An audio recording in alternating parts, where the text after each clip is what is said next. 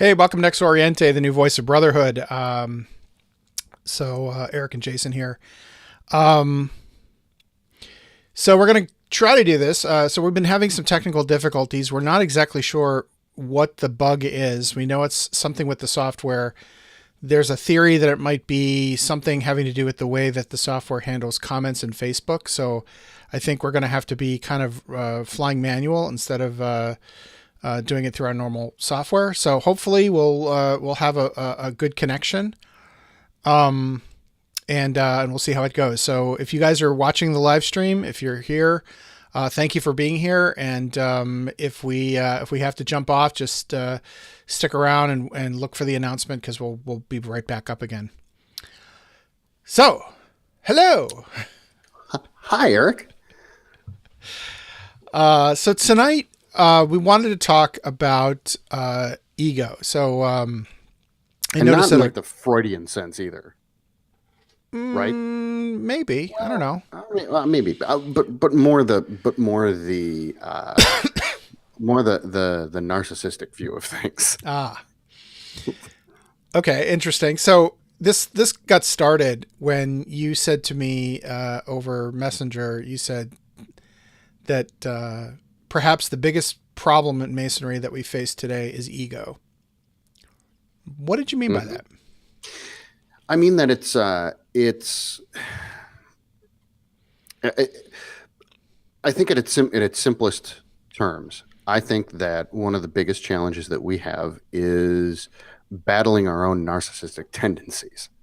And what I mean is that the whole setup of Masonry, we teach that everyone, we all work on the level, right? Mm-hmm. And but that's not how we act. And there's a whole lot of contradictory stuff that shows us that that is absolutely not the case. Our titles are set up to artificially enlarge our egos. We've got the Grand Master, and as you go through other bodies and things like that, there are, I mean, most what is it? Most puescent, Yeah, most puissant. puissant. Yeah, Puissant. I don't know, whatever it is. I mean, they're ridiculous titles. I mean, they're stupid and they're so self-aggrandizing, and they're all meant to show that I'm better than you. And it's pretty funny because that's our leadership model. We talk about, well, we all meet on the level. We're all, the same man, except when it comes to the Grandmaster. He tells you what to do and you shut up and you do it. Never question. And so I think that's a big problem, because I think that that kind of a leadership model, especially when you're giving contradictory messages, Mm-hmm. is not make a healthy organization. And so it's I think it's a problem that we need to try and solve, I suppose. So that's kind of where this came from. And it's so easy to be seduced by these titles and by our leadership structure, which is set to be a top down, almost military organization flowchart. And so how do you combat that? How do you I guess maintain proper perspective on what it is we're trying to do, what we are. Mm-hmm. And so that's what I've kind of been thinking about. And I've been thinking about it a lot lately, because I keep seeing it over and over. I was just explaining to you before we went on the air, I've been working in Masonry now, going on 12, 14 years, right in that neighborhood, 13 Wow. years now. Yeah, 13 years. And I see the sausage made every day.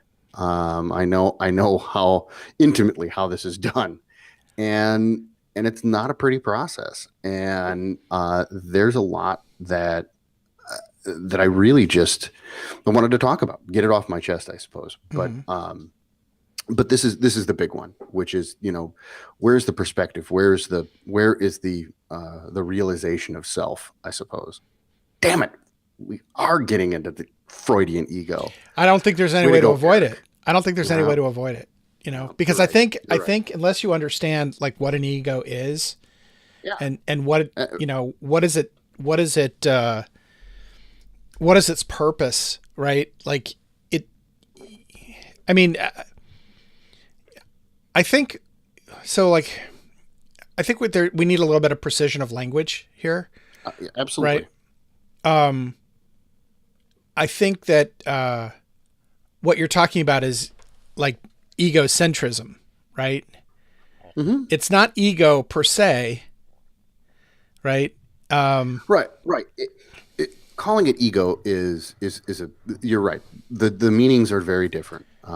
Ego, in the sense of Freudian psychology, is a much different thing than saying ego in the pop cultural sense of ego. Is really just a different term for narcissism. Well, And narcissism let me back you off of technically. that. Let me Well, back right. you Well, off of that a little bit. It's not okay. narcissism. Narcissism is like It's a is a clinical. Right. I agree.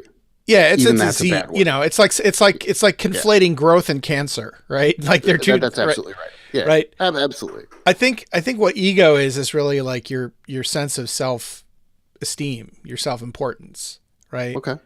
And Hmm. I think that you know, it's important. Like I think that the ego is a necessary part of our personality. I think we Yes. Yeah. It gives we you a sense of yourself, yeah, literally. yeah. And I think it's, you know, like from an evolutionary perspective, I think we evolved an ego because that's, you know, like ego is at the root of honor, right? Because ego is what drives reputation and Hmm. right. Because if you don't care about yourself and your self esteem, then what good is honor, right? Like, Absolutely. right? Who cares, Hmm. right? But how other people see you contributes to your own self esteem, and so that becomes sort of a function of ego. Hmm. Hmm. And I find it really interesting because there's a lot of like, I mean, I would say most of what mysticism is about destruction of the ego, Yeah. right? Absolutely. Yeah. So I think, you know, going back a long time, I think people have realized and recognized the danger of of too much ego. And I think Hmm. even in Masonry, I think Masonry teaches us. I mean, that's what the level's It for, tries. right? It tries. I mean, it tries. Yeah. Does it really get through? So That's an y- issue, I think. yeah. So why doesn't it? Um, because I think that it while it tries to teach us that we meet on the level and that everyone's opinions are respected in a lodge setting, right? No religion, no politics, kind of a thing. But if we do talk about it, let's do it in a respectful way, right? Fine, but then you've got a structure. The whole organizational structure is set up in such a way that's contradictory. It says the grandmaster is all powerful. When he says something, you just do it. Period. You know, and Hmm. in depending on what jurisdiction you're in, the grandmaster is all powerful. The grandmaster can suspend people willy nilly. Some places, most places he can't, but some places he can, even if it's just a short time. Um, the grandmaster has a whole host of other uh, pretty important powers Hmm. that he can levy. He has the power to excuse the rules when he needs to. So, for example, a common one is that most jurisdictions, and correct me if I'm wrong, most jurisdictions, I think, have a 30-day layover period where you the 30-day period is from receiving a petition to actually voting on it. There has to be one lunar month has to go through, and that's in our rules. And I think most places have sort of a period that you have to give for the investigation to be completed, an opinion to be formed among the brethren, and then they can vote. Hmm. The Grand Master can waive that, right? That's a simple rule that he can Well, just the say. grandmaster can make a mason at sight, right? Again, that's another good one. Sure, he could just walk up and be like, "You're a Mason. Congratulations." I mean,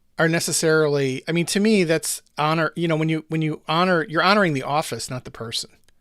No, Right. I really believe You're, that. And here's why I say that, I because believe that. I believe that too. But I think, Eric, I think that that there are some office holders that don't believe that. They believe that you're honoring them, that they that's deserve the different. respect. Yeah, but that's different. That's not a failure of the organization or the structure. That's a failure of the individual. But we set them up for that. We set them up for that fall because again, we put all of this stuff into the office and go, oh, it's so grand, it's so puissant, and and the thing is that then we put somebody in who's not ready for that, and we reap the negative consequences for it. Now, that being said, like, how do you get away from that? Because again, I think that the most important part of this stuff is that yes, there's a problem. I think it's easy to identify, but I think that especially with our show, it's all about solutions. It's about trying to figure yourself out of that hole. Yeah. But I think it's also about, I mean, you know, part one or part two or part three from last week, we talked about Right. identifying the right problem. Right. And so There you go. Right. And so here's where I'm having trouble. Right.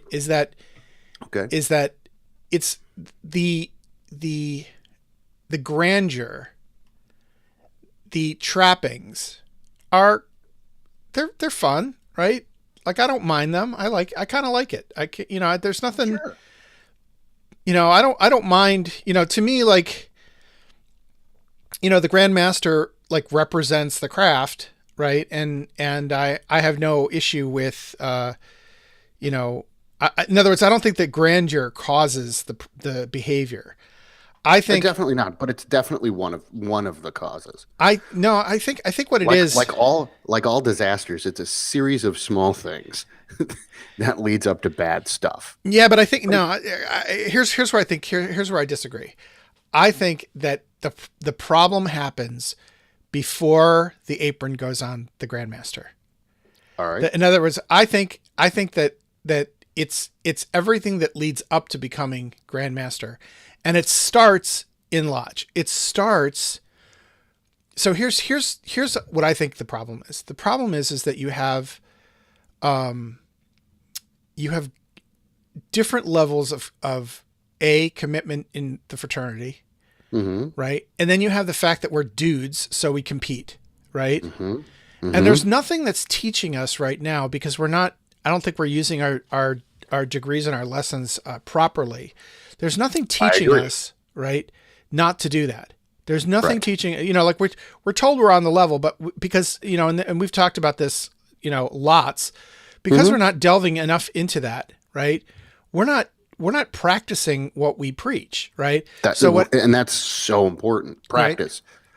Right. So That's here's I'm saying. so here's what happens. So you and I experienced this when I was master of my lodge. I'll bet you experienced it too. You have differing levels of commitment, right? And there's some people who are very ambitious, and this is like a second career for them. And they love the competition. They love being recognized. They love being needed, right? There's a lot of, I mean, you'd almost call it like Munchausen by proxy, right? Where people will actually do damage to their lodge so that they can fix it, right? That's right. And be the hero, right? There's a lot of that, That's messed up. right? There's a lot of that goes on, Messed up. Yeah. you know? And so, I think what then happens is because it's a volunteer organization and because most of what you do when you're truly serving a lodge is kind of thankless, Yeah. right? These guys who are more committed feel more of an ownership stake than the other guys, right? Hey, I show up, I volunteer for all the committees, I do the website, I do the newsletter, I'm the secretary, I take the minutes, I do blah, blah, blah, blah. I should have more of a say in what goes on than Joe Schmo who comes in maybe twice a year, right? Yeah. Yeah, totally. And that's where the first breakdown happens. So people get that attitude. Now, by the time you get to the position of Grand Master, right? You've been doing this a long time. I mean, at least, you know, I would say at least 10 years in the Grand Line, at least. For the most part, yeah. For the most part, there Like are exceptions. in Illinois, it's like 14 or 15, right? Yeah, we have an actual progressive line here. So you start elected. You start at the bottom as a junior Grand Steward, and you work your way all the way up to Grandmaster. And there's an extra position in there of Deputy Grandmaster. Yeah, I mean, So there's an extra year. Illinois has the same thing, but customarily in Illinois, our grandmasters serve for 2 years. So yeah, he's elected and then he's reelected, or and so he doesn't have to be. It's an optional thing, but so so that was kind of part of my possible solutions. I mean, and don't get that I'm arguing for taking away the grandeur, of this, or the fact that we, that's not the point. I don't think you can get rid of that. Number one. Number two, I like it too. I think it's fun. And I think it's really fun for the people who are involved in it and have the opportunity to do that. Because it is a thank you to them for a lot of service and a lot of time that they put into this. Mm-hmm. So it's nice. Now, that said, can we make it better? Can we make it not part of the problem? And I think you can. I think that one of my possible solutions, is a longer Grandmaster term. A lot of jurisdictions now are going to 2 years. And I think that that's a smart thing to do, because it provides at least a little bit more stability to the organization. I would argue that that 3 or 4 might even be good, maybe even 5. Let's get the best people into that position, and then keep them there for a while. And allow them to do some real good. Now, 2 years is probably enough. When you really think about it, most people in their careers, they're in and out of jobs, every 2 to 5 years, right? And 5 years is a long time to be in a job these days. So I'm okay with 2, I suppose. I'd like to see 3 or 4, but I'm not. I mean, here's the problem. I want consistency, but I also want freshness, right? I don't want that leadership to get stale, and you have to turn over at the top to keep things fresh and moving forward. So I'm fine with that, but for sure there needs to be more consistency than just a one and done, a 1 year wonder, and you're out the door. It's just not enough time. It's you can't accomplish anything. Well, but wait. We're fixing Grand Lodge, and I think let's pull it back a little bit. Well, I know where you're going with it, and I'm just saying that, like, I start from the top with the leadership first, because I think that the leadership has to take us to where you're going to go. The lodge can do it itself. The lodge can do it itself, but it will have a minimal effect if it's just one lodge or 2. Yeah. You understand what I'm saying? Yeah, I do.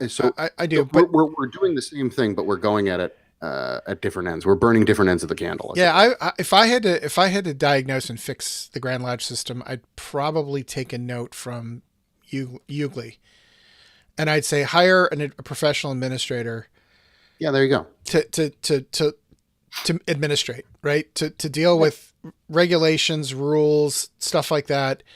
Mm-hmm. Make the Grandmaster a largely a toothless tiger. Mm-hmm. Make him a figurehead. Make him a symbol. Mm-hmm. Make him consultative, right? I read a very interesting thing. So with all the stuff about the royal wedding, right? Yeah, right, sure.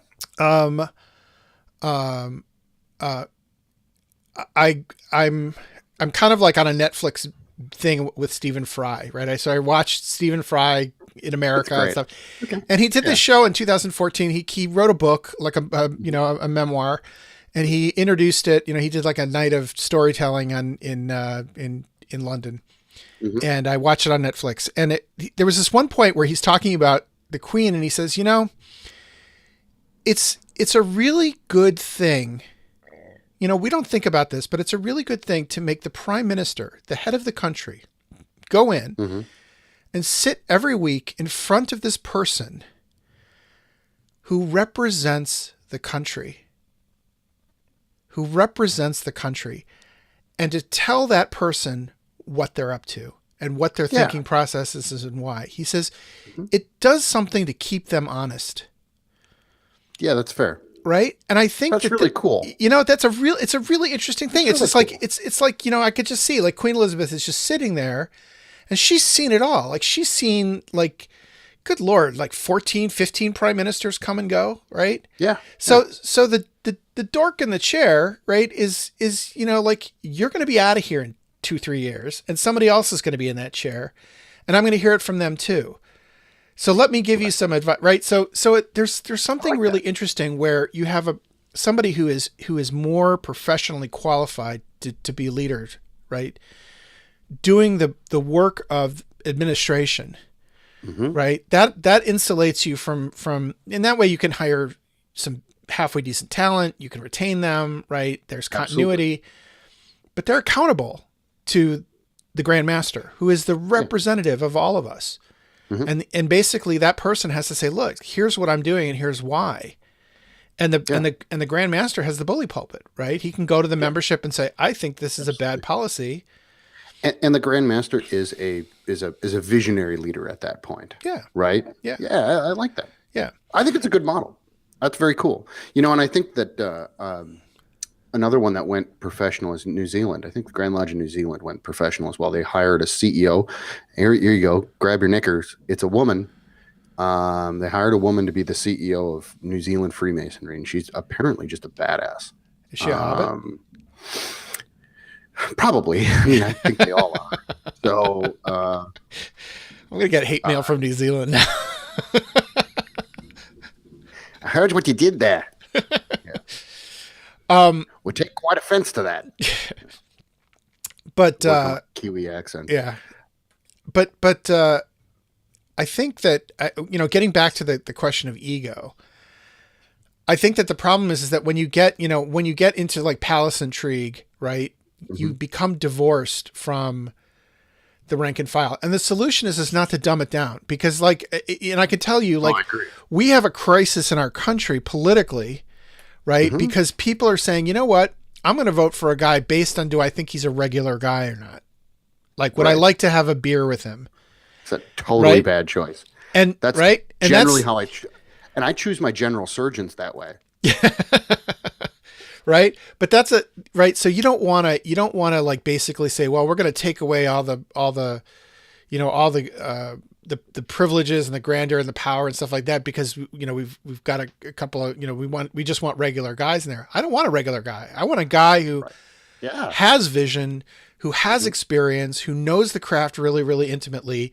That's the guy I Agreed. want in the chair, right? So, Totally. so, um, so I think we have to look a little closer to home to fix this ego problem. I think the Hmm. first thing is that what's really interesting about, so I made an argument, and one of these days I'll do this show, but I gave a talk at the Scottish Rite, at your doing, actually, a couple years ago. Hmm. And the title of it was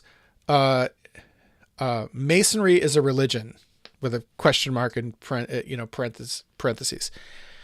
And what I argued was that Masonry, we always say that, well, Masonry is not a religion, Masonry is not a religion. But if you look at what a religion actually is, we are what you'd call a secular religion, right? Hmm. Like, in other Hmm. words, just speaking purely as not in the common term of what we think religion is, but if you look at just the morphology, the typology of this institution that is a religion, we have a lot of the same elements that religions do, Hmm. which is why I think it's very easy for our enemies to say, you guys are religion and you worship Satan and Baphomet and whatever, Baphomet. Um, Hmm. uh, but in that, so one of the things that was kind of interesting is that um, there's two parts of sort of spiritual practice. One is ritual, right? And ritual is this thing you do over and over and over again the same way every time, and it creates a sense of Hmm. shared experience and continuity. But the other is, something that I'll call, that I think is popularly called today mindfulness, right? And the idea of mindfulness is to increase awareness of the things that you're thinking and doing and the decisions that you're making.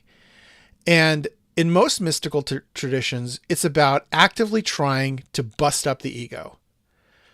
right? The ego is the thing that gets in the way. Your self-importance. It's, the Buddhists like to talk, they talk about like the nature of suffering is attachment to things.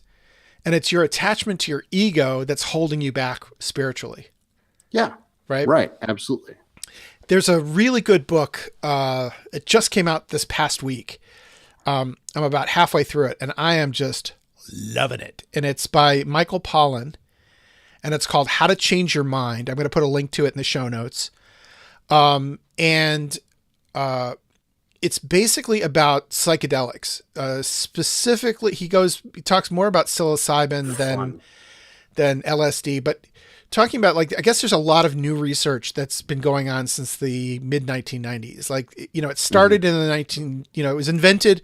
Psychedelics were like discovered in like the 1920s, 1930s. They were kind of seriously started to be researched in like the 1950s. The 1960s came and it entered sort of popular culture. And then there was sort of a backlash to it. Right. The CIA, the dummies at the CIA got a hold of it and they were like, ooh, let's see if we can, train people to become, unwitting assassins with it. Right. Nah, it didn't work. Yeah. Right. In fact, even the guy who supposedly died, like jumped out a window. Right. It wasn't LSD. There was other things going on there. Yeah. So there was this backlash, and the nature of the backlash, which is interesting, and I know I'm digressing a little here, but the nature of the backlash was that people who took psychedelics had these mystical, quasi-religious experiences, these deeply spiritual experiences, where their egos were shattered, and what replaced the ego was this sort of feeling of interconnectedness, that we're all one. The integrative nature of the universe, right? And when they came out of that experience, that stayed with them, right? That new outlook stayed with them. And guess what? People who have experiences like that, they don't want to go fight, right? They don't want to go wave a flag and go into battle for the glory and blah, blah, right? Because they don't have, that ego, that national ego is not there for them. And Nixon got really scared of this, and the people in charge they're like, wait, we got a war to fight here, right? Yeah. We don't want our young men, taking this drug and then losing their will to fight when we've got communists on this side and communists on that side. No. Right. Right. So it was suppressed until the mid 1990s, and they started doing work with it. And now they're doing things like they're using it to treat terminal cancer patients who are now learning how not to be afraid of death. Which is amazing, by the way. I've read some of that stuff, and it's really cool. Yeah. They're using it to treat PTSD. They're using it to treat depression and addiction. So one of the things that they found is that when you give severe alcoholics a controlled, and the other thing too is that like in the 60s, people were taking these substances and just like, like there's a big difference between like taking a couple of tabs of acid at a Dead concert and taking it in a controlled environment where you're being guided and, you're being guided through the experience. Right. And in fact, when you go back and you look at the Indians, the Mezcal Indians that, for which mescaline is named, where they would go on their rituals, they were guided by shamans, right? It was ritualized. It was, so they talk about sets. So anyway, this is an amazing book. It's just, and it's, Michael Pollan, he wrote The Omnivore's Dilemma. So he's like, he does like, it's kind of, I want to call it like popular science. It's a really good book. And it's really making me want to take some mushrooms. Right. But in a controlled environment, the problem is like those don't exist for like most people. Let me give everybody else something to seek out. And that's, if you want to do a little bit of video research on this, Hamilton's Pharmacopoeia, is a show on, Vice Channel. And Hamilton is a reporter and also a chemist, a trained chemist. And so he's really interested in psychoactive substances. And so each episode takes one substance and he talks about the chemistry that's involved, the hardcore science, and then looks at it from the perspective of, how is it used? Who's been using it? Why do they use it? And it's really interesting. I mean, really, really interesting and very, very cool, and not what you would expect. So I agree with that, and I think that the other thing is that along that topic is that De Hoyos has this theory, and his theory is that that the high priest in the Temple of Solomon, so had this whole thing that he was the only one that was allowed into the Holy of Holies, right? And his contention is that he thinks that there was some sort of psychoactive substance that they would use in the Holy of Holies, that he would go in there, get high as a kite, and would talk to God. But he would, they talk about, he would go to communicate and commune with God. He was literally doing that. Like, he actually thought he was talking to God. And so when he came out, after this thing, and it was a highly trained, it was a highly trained individual that they were doing this with. It wasn't just some, here, go in here, take a nap in the Holy of Holies for a while and, trip your balls off and come out and just give us whatever. Yeah. They honestly believed that this is how they were communicating and communing with God. And again, it left them with this peaceful, oneness kind of a feeling. Mind blowing. Yeah. Yeah. So what we're not saying is that we need magic mushrooms and lodge, right? Right.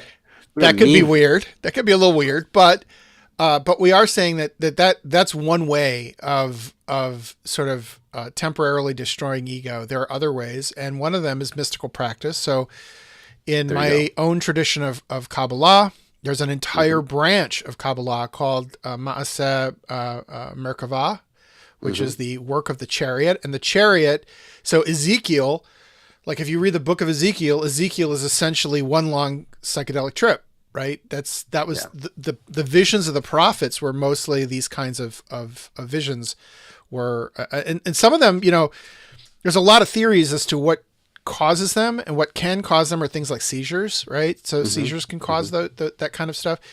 There's another good book called The God Part of the Brain, which talks about like what, how we might be hardwired to have religious experiences. And they talk about the pineal gland being this, it's very dormant while we're alive, but it lights up like in the moment before death. So when people like have these near death experiences where they say, "Oh, I saw a light," and the people who, my ancestors and relatives were surrounding me and giving me love, and they were, walk toward the light. The patients at the time that they were going through this had been put in a positronic, like a PET scanner. So it shows the activity in the brain, and that little gland just is going nuts. Right. So they think that might be something that happens like in the moment, like right before death. There's this, and so there are plenty of ways. And in fact, one of the things I think, one of the shows we'll do in the near future, I want to do like a whole thing on mindfulness practice, but even so one of the things that's really interesting about mindfulness practice, a lot of people think it's like, transcendental meditation or it's Buddhist practice or anything. It really isn't. Like there are meditation traditions in just about every religion. So if you're Catholic, maybe you say a rosary. If you're, if you're Jewish, there are multiple recitations of prayers and Kabbalistic meditation. Just about everybody has something, right? But what mindfulness really is about being quiet in your own head for a period of time, right? And the essence of meditation is just to kind of clear your mind. And what they found is that when you do that, for as little as 10 minutes a day, it can make radical changes in your life, right? And so I think one of the things that Masonry gives us as a set of tools is a method to be contemplative, to practice mindfulness, and to have that be a complement to ritual, right? So we go to lodge together to practice ritual, but we don't practice mindfulness. We don't practice, Right. we don't work. We don't have formalized work in the reduction of ego. And Eric, actually, some lodges do, and in fact, it's very prevalent in sort of the TO lodges, that they will have a moment of meditation before actually they begin any of the ritual for their lodge. Sometimes it's with music, sometimes it's without. It's just a dark room. They lower the lights, and there's a period of silence, contemplative silence, and that's all you really need. A little bit of that, because you're right. It's a centering practice, that sort of slows you down for a minute, takes away a little bit of emotion from things, puts all that aside, and lets the analytical brain start. It's almost like rebooting a computer. You know what I'm saying? yeah, You've cleared the memory out a little bit, cleaned some stuff up, and then when you restart, everything slots better. Your processes run faster, because you don't have so much clutter around there. right. Yeah, exactly. Yeah.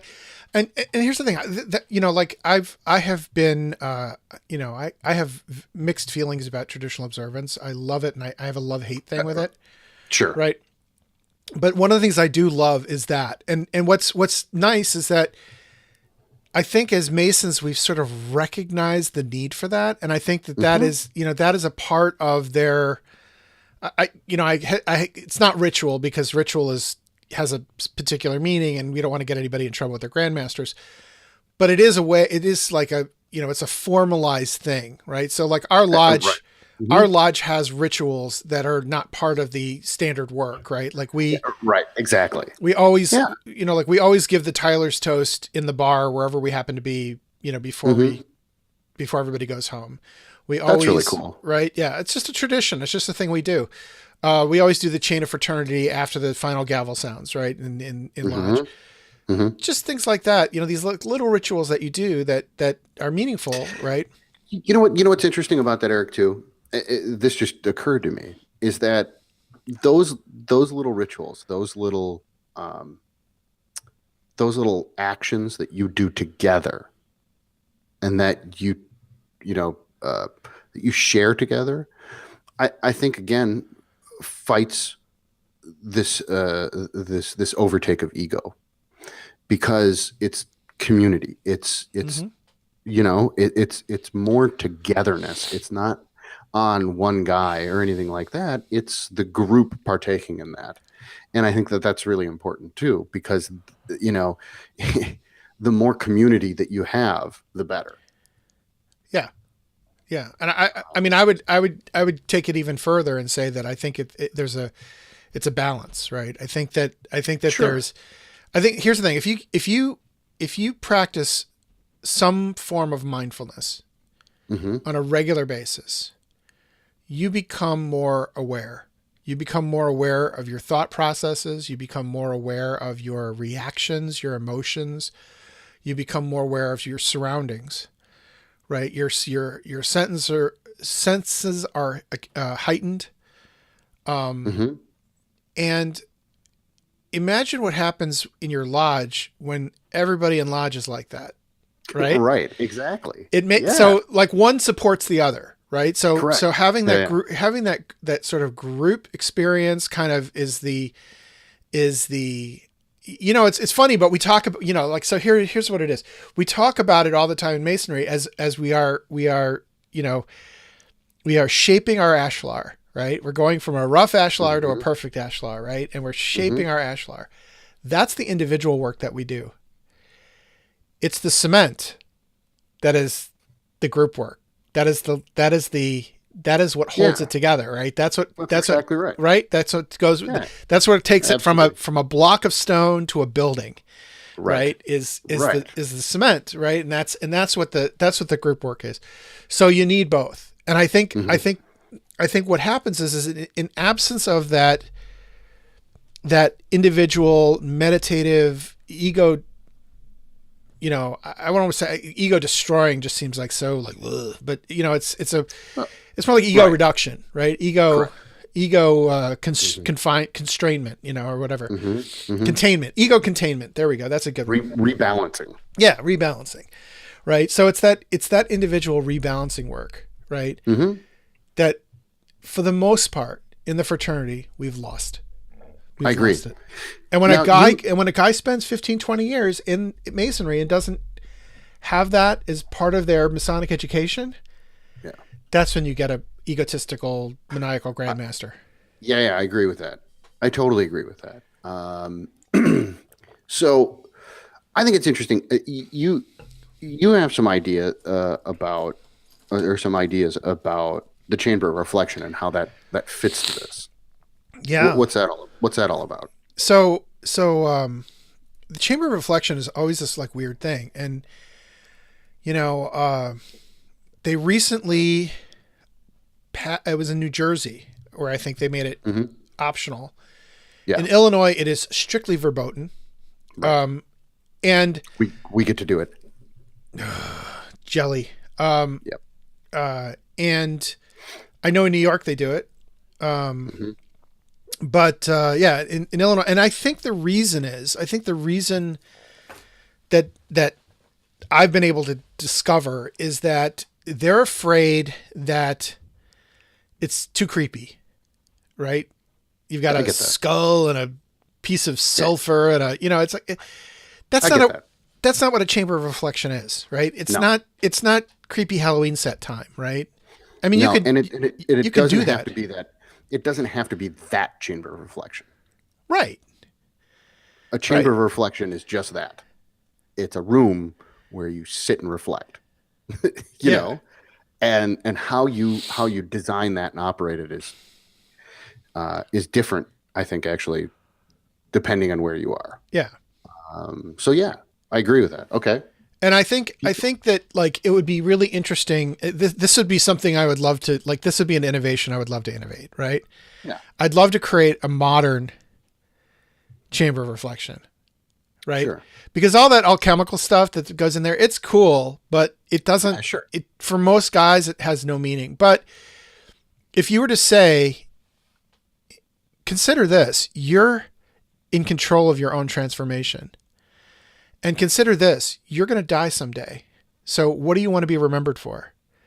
Hmm. And consider that, right? Those are the things that you want people to reflect upon before they become initiated into the craft, Absolutely, and right? it's also a really really good opportunity for if you have somebody in the lodge that knows what they're doing to guide somebody through a meditation, and to actually put somebody in a meditative state so that they can reflect and think really deeply on on just those issues, right? What are you going to do with your life? Because you will die. Think about that really hard because as human beings, we are hardwired to forget that. Um, but it's important that we remember, you know, and so you put that in, you're setting the table for your ritual, whether that's initiation, passing, raising. You're setting the table. This is your prologue. So hopefully, if you do it right, it makes everything that follows it way more meaningful. Because again, what did you say about what's happening to you in a good meditative state? When you come out of that, your senses are heightened. Um, you you have clarity of thought, and if you're bringing those two things into even a decent ritual, it's going to be way more. You're going to catch way more of it. You're going to understand way more of it. You're going to process it. You're going to process it longer when it's all over. You're going to Mm-hmm. think it through because you were there, you were present, and you were focused, right? And your senses were well attuned before going in, and so now you're getting way more out of it. You're able to capture more of that information. And so you're 100% right. I mean, the chamber of reflection is really a setup for the rest of the ritual. Yeah. for a successful ritual. Yeah. I kind of like the idea of just having it be, you know, um, a person by them, with their own thoughts, Yeah, like just having absolutely. things on the wall. Like I could see like imagine like a dimly lit indirect lighting, kind of like Hmm. do you ever Yeah, fly Virgin Airlines when like before they take off, it's like, it's this yeah, really cool sort yeah. of almost Uh-huh. neon like lighting. Yeah. And then Uh-huh. like, on three of the walls, you're sitting in this chair, and there are these things that are just being projected onto the wall. Like, Hmm. you will die someday, and a question, and a statement and a question, a statement and a question, and then just leave them in there for 15 minutes, and then Yeah. It doesn't need to be long. That's the other thing too, is that guys get carried away with this. It doesn't need to be long. yeah, Um, you know, and we do it at Colonial. We actually have a different chamber of reflection for each of the degrees. That again, we see it as a setup to the degree. We see it as, let's get you focused and in the correct frame of mind in order to go through this thing that we're going to take you through. And so each one is a little bit of a setup to that. I don't want to talk about it too much here, yeah, but because again, it's not secret in any way, shape, or form. But that being said, it's something that needs to be experienced. right. You know, so yeah. Anyhow, But I no, think that, I like that idea. yeah, I think that goes a long way to. I mean, there's a lot of things. I mean, without getting into the ritual itself, there's a lot of things in the degrees that are meant to separate you from your ego for a time, Yeah, right? right. And Absolutely. I just think as a craft, this is it's an incredibly important aspect of Freemasonry that I think has gone neglected for a long time, and what we've replaced it with has been lots of titles, lots of symbols and jewels, and trappings of things, because Yeah, I don't know, it makes us feel good, right? sure, It gives sure. us something to work for. Like it, I think people Absolutely. feel like it. There's an element of peer pressure. Oh, I want to be with those guys. Those guys standing around with the white hats on and whatever. I think that Right. Yeah. there's an Yeah. element of that, right? But really, There what it absolutely is. is, this is, it's interesting because this kind of takes me to the beginning of X-Oriente, right? There's like the Mhm. thing that got me to start this in the first place was I'd had a really, really bad experience, Yeah. you know, in the pursuit of a Masonic career, right? Mhm. I got on the wrong side of somebody's political struggle, and I just got crushed, Yeah. and I was just like, Mhm. I don't want to be part of this organization anymore. Like, if this is how they treat Yeah. people, like, fuck that, Right. like, oh, I'm Yeah. sorry. Pardon my French. Yeah. Right. But, but what I realized is that the people that I truly respected, the people Hmm. that I really wanted to be like, the titles didn't matter. Like when we would all get in a room together, like it Right. didn't matter like what your accomplishments were. And in fact, when you meet a guy like Rex Hutchins, right? Like Yeah. unless he tells you, you have no idea, right? You're just going to live and die by your wits with that guy, right? 100% true. Right? And he doesn't care. He doesn't care if you're, a janitor or a PhD, theoretical mathematician from Duke University. He is going to come at you just as hard. Yeah. But you're right. Yeah, absolutely. Um, and he's a successful man in his own right, which is hilarious as well, because you'd never guess it. I mean, if you met Rex, you'd just be like, who let the homeless guy in with the crappy cigars? Uh, and the mouth and the attitude. But then when you actually start to really listen to him and what he's actually selling and what he's saying, you're like, wow, that's a deep guy. Well, uh, I always like the thing that I like to think about Rex is that, like, if you asked him that question, he'd be like, "Yes, I'm a janitor, Yeah, and sure. an anthropologist. You know That's what I right. mean? Like, Exactly. Oh, totally. He, he would. He actually would. And then when I would say, no, Rex, you own a whole bunch of apartment buildings and like are a real estate mogul. Nah, I don't do that. That's not, you're missing the point, Jason. yeah. Yeah. You know? And then he'd argue me back down to why he's a janitor. Yeah. Yeah, Yeah, totally. exactly. Uh, That's yeah, that's totally true.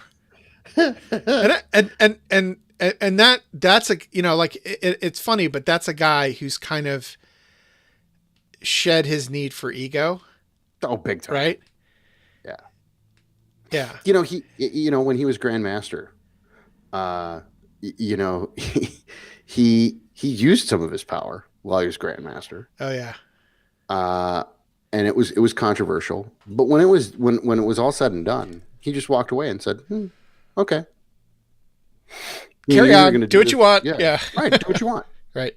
I don't really care. Like I cared while I was there, and I tried to make this change, and I put my foot down. But hey, guy can only do so much. Bye." Yeah. And he just walked away. He's done. He's done with it.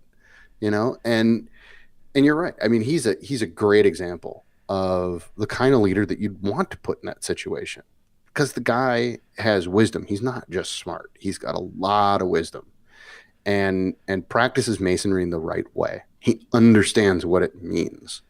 And those are the type of people that you want to catch, you want to put into that leadership position and keep them there for a little while. And it's sad he only got 1 year and was done. Done. Well, that's the job, right? Right. So here's two things that, because we're kind of closing in on an hour, and we haven't Absolutely. crashed. Hey, we have not It's not crashed. It's not bad. Two things that I think will help, and I think maybe the next show we should do is more on mindfulness and mindfulness practice. But I agree. I would love to do that. I think it's Okay. a great idea. let's do that, and then Mark it but down. let's start to inculcate a culture that a grand anything. If you have grand in front of your position, that means that you are last among equals. Not first Sure. among equals, last among equals, right? Here's how I think about it. Is if you have grand in front of any position, that is referring to your responsibility. Exactly. You're there to serve. You have more responsibility than a regular junior deacon. You have grand responsibility, junior deacon. It has nothing to do with you or how great you are or any of that. It means that you do more work. Yep. Period. And if you're not living up to it, don't do it. Yep. So that's one thing. And then the second thing is I would encourage everybody to, let's do this. So if you're listening to this, we'll talk more about mindfulness and how to actually do it. And let's all think about, finding some time in your day.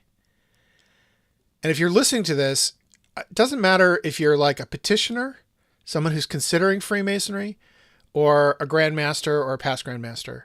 Everybody needs to do this. See if you can find 5 minutes a day for the next week just to be quiet with yourself. No screens, no radio, no music, no TV. Just be in a quiet room for 5 minutes, or in your car, like non-moving. Mm-hmm. 5 minutes. See if you can do that, and let us know. Drop me a line at X-Oriente@gmail.com and let me know if you were successful in that. And consider supporting the show at our Patreon page. It's patreon.com/X-Oriente. And again, we always We say it and a lot, and we mean it. Thank you to our executive producers. You make this show possible. Any last thoughts? Um, yeah. I think my last thought is that perspective is important, and that I think that when you do these mindfulness exercises, it's important to use that to find your perspective. Masonry should be fun. This should be a good time for us all, and we should be getting a little bit of something out of it as well. And if you're not doing that, maybe we're masoning wrong. And we need to readjust and reorient so that our perspective is better. That's it. Cool. Well, then, until next week, thank you guys for joining us. If you joined live, thank you so much. They're gonna fix the comments thing in the software, so it'll be a little bit more interactive once they do that, but it may take about a month or so while they figure it out. What happens is Facebook, they just change things. Like they have an API, which is it's basically a set of instructions. So if you want your software to interface with Facebook, you use this common set of commands, and they just change it. And they don't give you any warning or anything like that. They just change it, and it's up to individual software developers to change with it. And so this causes a lot of problems. Like and it's not just Facebook. Everybody who has a platform like this, or like Twitter has an API, and Google and YouTube and all these companies have APIs that they use, and it's just sometimes they make a change and things break. So I think that's probably what happened here. But thank you guys for sticking with it, and now that we're back in the saddle, we'll be back next week, and I think I'm going to have a couple of more improvements. So stay tuned. Sweet, fresh hot takes. All right. So thanks, everybody. Thanks, everybody.